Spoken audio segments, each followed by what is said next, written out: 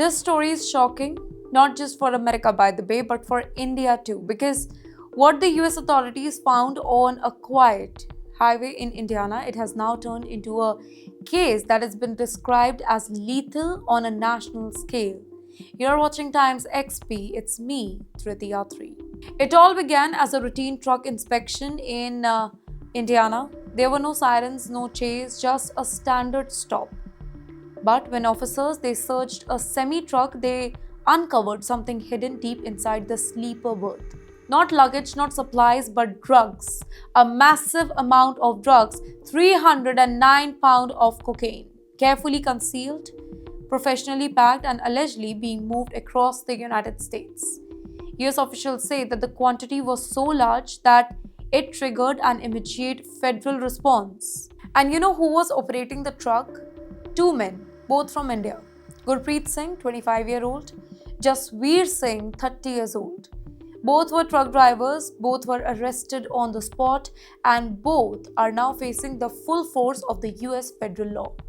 Here's the line that stunned everybody. According to the US Department of Homeland Security, a lethal dose of cocaine can be as little as 1.2 grams. By that calculation, the drugs that were recovered from this particular truck were enough to kill more than 113,000 Americans. This is not a headline, this is a warning. The cocaine was not in plain sight. Authorities say that it was hidden inside the sleeper compartment of the semi-truck, an area designed for rest, now allegedly turned into a smuggling space. This suggests planning, coordination, and intent here. Now comes the immigration angle, and it gets even more controversial here. US Immigration and Customs Enforcement filed detainers on both men on January 4th. According to DHS, Gurpreet Singh illegally entered the US on March 11, 2023, near Lukeville, Arizona.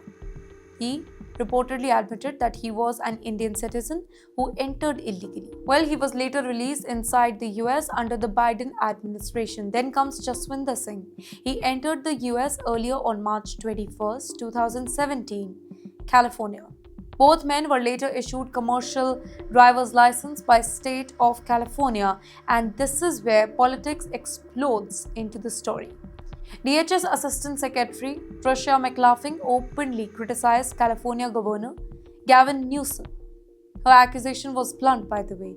She said California's sanctuary policies, they are reckless, and claimed that they allowed individuals like these to operate freely. She even alleged that California authorities refused to honor an arrest detainer in an earlier case. Her message was kind of sharp. These policies are putting American lives at risk. Now, this whole case is now being used as an example and a weapon too in the United States immigration debate. Supporters of tougher border control, they say that this whole thing proves that the system is broken. Opponents say that focus should be on crime networks and not migrants as whole. But the fact of this case, they are grim and undeniable. There are another uncomfortable reality. Stories like this, they don't just affect the US policies, they affect how Indian immigrants they are viewed. Even though the vast majority, it's law-abiding, it is hardworking, contributing members of the society. One case, two accused individuals, but the shadow spreads wide.